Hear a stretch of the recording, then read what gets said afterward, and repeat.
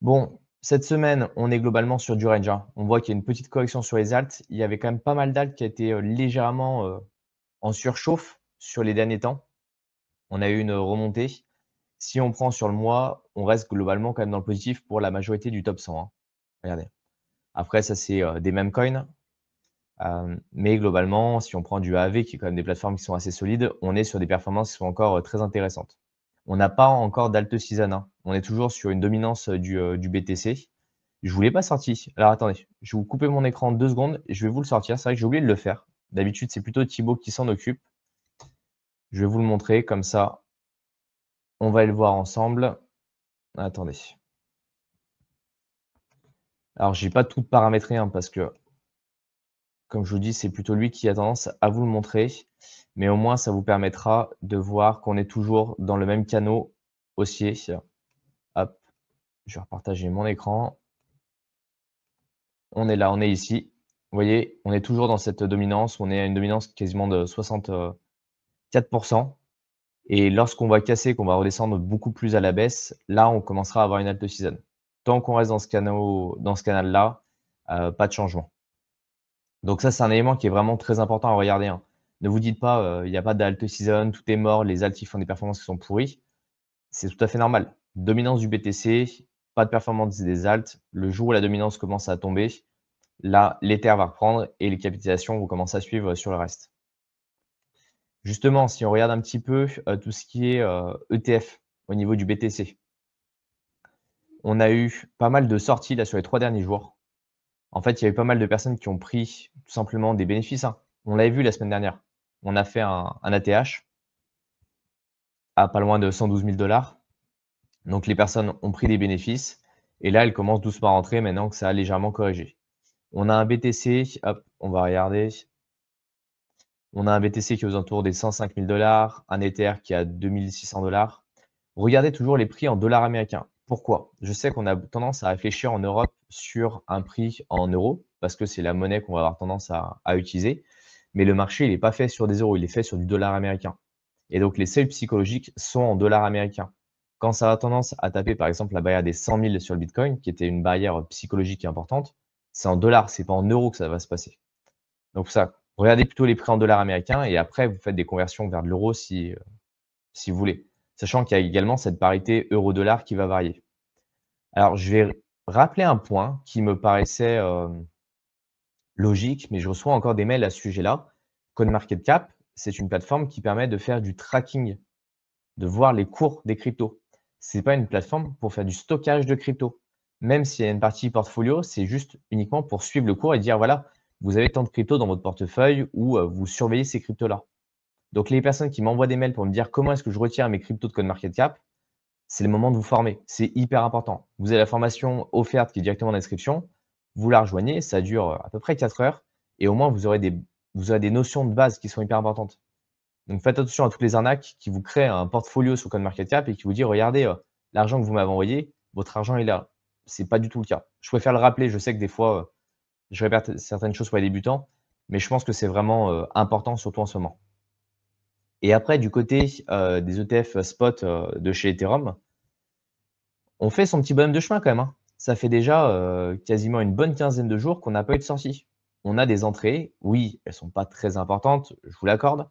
Aujourd'hui, on est quand même à 109 millions, ce qui est pas négligeable. Donc il commence à y avoir des entrées, les gens commencent à comprendre un peu mieux ce qu'est Ethereum. En tout cas, ils commencent à y voir un certain intérêt. Alors, est-ce que quand le prix de l'Ether était à 3 500, 4 000 $, ça impressionnait un peu les personnes? Aujourd'hui qu'il est à 2 600 $, il y a beaucoup plus de personnes qui se voient investir dessus, en tout cas pour le long terme. Et nous, vraiment, c'est un jeton dans lequel on croit vraiment sur le long terme. Et oui, on vous a déjà parlé, de la problématique, de la réserve de valeur qu'essaie d'être Ether sur certaines personnes, en tout cas, c'est la vision de certaines personnes et la plateforme d'application décentralisée qui sont également. On ne peut pas être et une réserve de valeur et une plateforme d'application décentralisée. Tout simplement parce qu'on ne peut pas avoir un Ether qui va valoir 100 000 $ avec une tokenomics qui va être ultra limitée et peu de jetons en circulation. Et à côté de ça, un jeton qui a besoin d'être utilisé et consommé en permanence comme frais de gaz. Vous voyez, c'est un petit peu antinomique.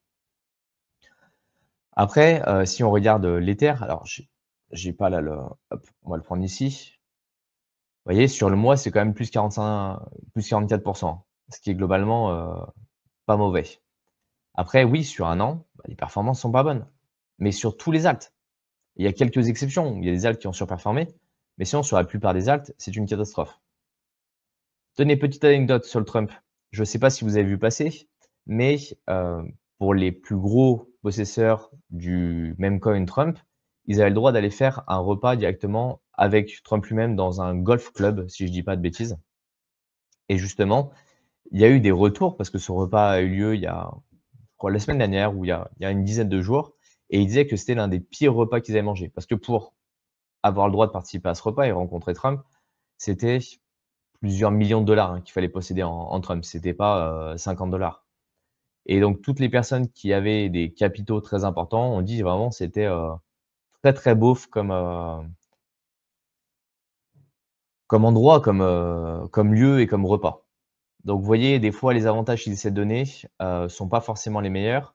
Et j'ai vu aussi, pour le Centrafrique, vous saviez, ils avaient lancé un meme coin où on se demandait si c'était pas un petit peu un scam parce que le président l'a, je sais pas si on peut appeler ça président, mais le président l'avait mis en avant, puis après il s'est rétracté en disant que c'était pas le gouvernement. Et là, il commence à expliquer effectivement que, ça donnerait l'accès potentiellement à certains rendements sur des terres. Donc voir. Mais c'est assez drôle de voir justement cet, changement d'utilité qu'ils sont obligés de trouver en fait sur Memecoin pour que les personnes continuent de s'y intéresser. Parce qu'un Memecoin, c'est ni plus ni moins qu'un pump and dump, hein. Ça monte d'un coup, ça va redescendre, et ce qui fait la force du Memecoin, c'est sa communauté, on est bien d'accord. Après, il y a pas de fondamentaux derrière. Donc s'ils trouvent pas une utilité réelle au jeton, bah, en fait, ça redescend assez rapidement.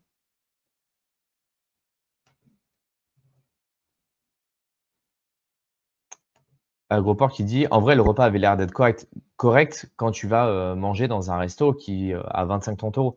Quand tu poses plusieurs millions sur la table, tu t'attends à avoir quelque chose de plus raffiné». Mais je suis d'accord avec toi, il y avait rien d'exceptionnel, mais il y avait rien d'horrible non plus, hein.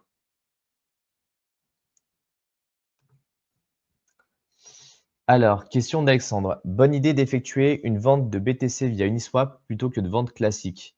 On place 100 de VRAP BTC sur du VRAP BTC USDC sur une plage 110-115K, cours inférieur à 110, et une fois 115, on clôture».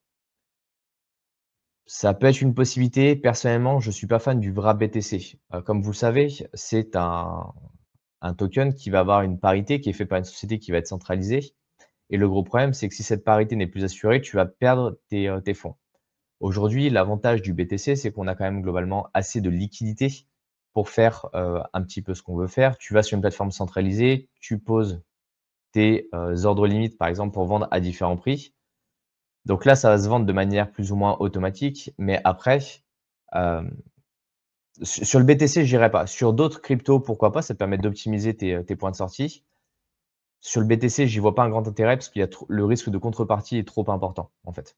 C'est ma vision des choses, en tout cas, Alexandre. Dogecoin, c'est purement communautaire, tout à fait, et même sur le site officiel, hein, comme tu disais, à la base, c'est une blague, monnaie pour chien. Même sur le site officiel, c'est encore écrit qu'effectivement, c'est un token qui n'a pas de fondement. On dit pas, en fait, que les mêmes coins sont mauvais, on dit juste que le niveau de risque est vraiment important et qu'il y a pas d'utilité comme 99,9 des cryptos aujourd'hui sur le marché. Et donc si vous faites de l'investissement à long terme, vous pouvez en avoir une petite partie dans votre bague, mais il faut pas que ce soit la majeure partie de votre portefeuille. C'est toujours ça, c'est toujours le ratio, en fait, qu'il faut avoir et bien comprendre ce que vous faites. C'est hyper important.